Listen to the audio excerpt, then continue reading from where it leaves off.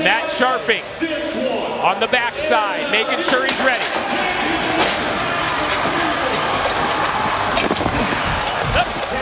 Airtime, best JB Mouney for a third time in a row.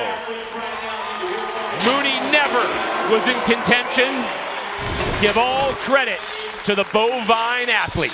Well, it almost looks like when this bull hits flat-footed around this corner, he's got JB reared back, and JB was expecting that bull to really kick over his head, and he just kind of relinquished to the fact that he was going to get bucked off, and he looked to the outside. Watch, this bull hits flat right here. He slaps him, kind of breaks his concentration.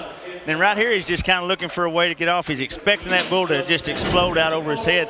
And the bull didn't have, I didn't think, a real great day, only a 45 score. And that's great, but not great for this bull. This bull can do better than that. Well, Dub, I'm glad you qualified that, because you're right.